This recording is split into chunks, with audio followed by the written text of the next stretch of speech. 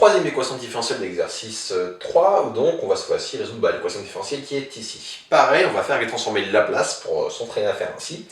Donc on va appliquer la transformée de Laplace à toute l'équation. Alors je vais aller un peu plus vite en disant que transformée d'une somme, c'est la somme des transformées. Je vais donc avoir du L de y seconde en P, plus, comme 5 c'est une constante, je la sors, 5L de y prime en P, plus 4 c'est également une constante, donc je peux la sortir, donc plus 4 L de y en P, et enfin, c'est un y, et enfin, égale L de exponentielle moins de t, calculé en P. On applique les formules des transformées de Laplace, ce terme ici, Ly seconde P, il va donner du, alors si je regarde, ce terme, lui, il va donner du P carré fois Ly. Donc pourquoi P carré? Parce que c'est Y seconde, donc P carré. Puis je vais avoir du moins, je passe de P carré à P fois Y0. Et pour faire disparaître le P encore en terme, moins, et j'augmente la puissance, pas la puissance mais la dérivation, Y'0. Ça c'est pour ce terme. Celui-ci, ici, ça va donner du plus 5, facteur de... On va avoir du P, parce que là c'est Y', donc juste P puissance 1, fois Ly de P, et là juste un terme, moins Y0. Ça c'est pour ce terme-là. Et celui-ci, bon, mettre des couleurs, ça sert à rien. Lui ici, bah, j'ai rien à faire, hein. Il n'y a pas de dérivée, donc c'est directement le 4Ly de P. Et ça va donner, transformer la place de l'exponentielle moins 2t, c'est classique, normalement c'est du 1 sur P plus 2. Donc ça vous devez le savoir. Très bien, donc maintenant on va calculer, on va essayer de le faire direct pour gagner de la place en réfléchissant. Donc, je vais utiliser toutes mes couleurs, c'est pas grave. Allez, on va prendre ça. Y0 égale 1 et Y'0 égale 0. Donc comme Y'0 égale 0, ce terme il part. Et comme Y0 égale 1, là j'ai du moins P et là j'ai du moins 1. Avec le 5 ici, il ne faut pas l'oublier. Donc qu'est-ce que ça va me donner?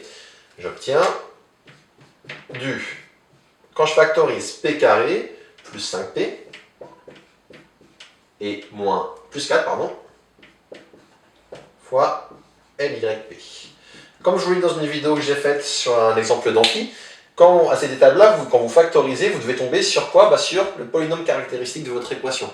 Encore une fois, heureusement qu'on retrouve le polynôme caractéristique, vu qu'on utilise ça pour résoudre quand vous êtes de façon classique. Donc il y a un lien forcément, on trouve la même chose, on résout la même chose, il y a un lien. Donc là, on a le même polynôme caractéristique.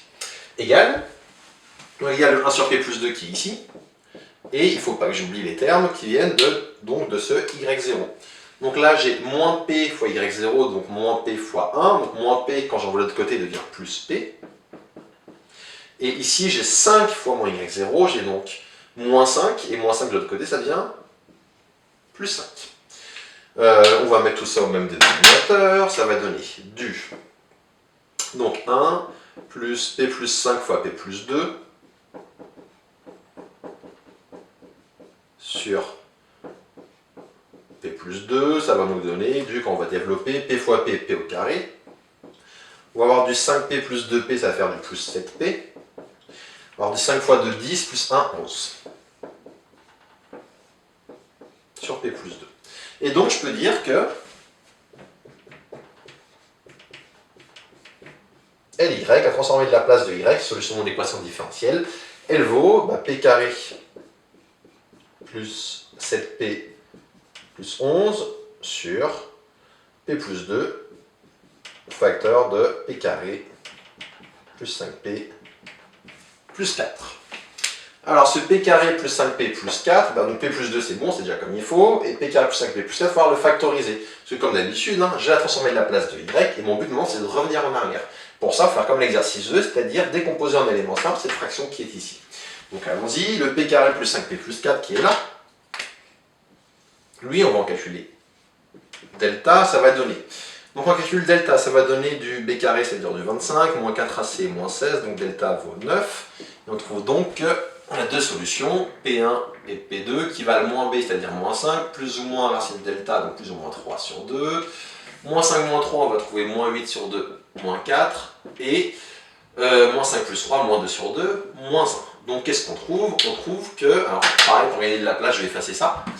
Quand on factorise, on trouve que ça va donner P moins moins 4, P moins moins 1, donc P plus 4, P plus 1. Hop, donc j'ai factorisé grâce ici au discriminant. Une fois que j'ai ça, j'efface aussi ça, et j'obtiens que cette fraction rationnelle, elle a 3 pôles simples, qui sont moins 2, moins 4 et moins 1.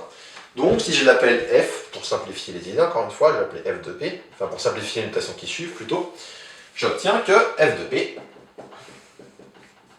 s'écrit sous la forme a sur p plus 2, plus b sur p plus 4,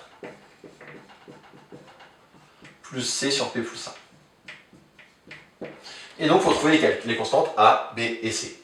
Pour a, donc on fait comme d'habitude, on va multiplier par p plus 2, donc a égale p plus 2 fois f, et on va calculer en moins 2. Donc quand je calcule en moins 2, d'abord ici au numérateur, ça me donnait du moins 2 au carré, ça va donner du 4, 4 moins 14, ça va me donner moins 10 plus 11, ça va donner 1, sur. Donc quand je fais p plus 2, lui il part, on va avoir du moins 2 plus 4, ça va donner 2, et ici on va avoir du moins 2 plus 1, ça va donner moins 1, 2 fois moins 1, ça fait moins 2. Donc on trouve donc moins 1,5 pour A. Pour B, ça va être similaire, on fait f fois p plus 4, on fait p plus 4 fois f. Pourquoi p plus 4? Que c'est p plus 4 qui est le dénominateur. On remplace par moins 4. Pourquoi par moins 4? Parce que p plus 4 s'annule en moins 4. Donc là, ça fait moins 4. Et on va calculer, ça va donner. Alors 4 au carré, ça va faire. Enfin, moins 4 le tout au carré, ça va donner plus 4 au carré, ça va faire 16.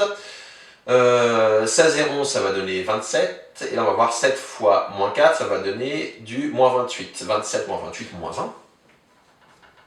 Sur p plus 4, donc ça je le retire, moins 4 plus 2, ça va donner moins 2, moins 2 fois moins 4 plus 1, ça va donner moins 3, moins 2 fois moins 3, ça va donner 6, donc b vaut moins 1 sixième. Et il me reste à trouver c. Pour calculer c, je multiplie par ce qui est au dénominateur, c'est-à-dire p plus 1, fois f en moins 1. Et du coup, qu'est-ce que ça va donner? Bah, ici, au numérateur, quand je remplace par moins 1. Pourquoi en moins 1? Parce que p plus 1, ça annule en moins 1. J'ai oublié de le dire. Quand je remplace p par moins 1, je vais avoir du moins 1 au carré, ça fait 1. 1 moins 7, je vais avoir du moins 6 plus 11. Ça va donner du 5. Sur, là, quand je fais fois p plus 1, c'est ce terme qui disparaît. Je remplace en moins 1. Moins 1 plus 2, ça va donner 1. Moins 1 plus 3, ça va donner 3. Et 1 fois 3, ça va donner 3. Donc 5 tiers. Au final, qu'est-ce que je trouve? Je trouve donc que, on va dire que ça c'est une sorte de brouillon. Enfin, pas brouillon, parce qu'il faut l'écrire sur votre copie, mais c'est un cachot intermédiaire.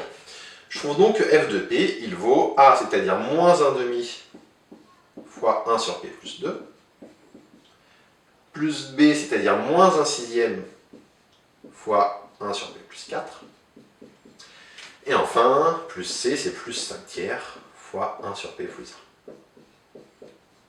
Et donc, j'ai la transformée de la place de y, il ne me reste plus qu'à revenir en arrière. Et ici, on trouve que yt égale... Donc, qu'est-ce qui donne du 1 sur p plus 2? Bah, c'est un exponentiel, je dis là le moins demi, et c'est un exponentiel de le plus donne un moins, donc exponentiel moins de t. Qu'est-ce qui donne du moins 1 sixième p plus 4? Ça va donner ici moins 1 sixième exponentiel de, comme j'ai p plus 4, c'est moins 4t. Et enfin, plus 5 tiers de exponentiel, ici p plus 1, ça va donner donc moins 1 fois t, donc moins t. Et ça, c'est donc la solution de votre équation de départ. Yt égale cette chose-là. Et ça termine la résolution de cette équation différentielle.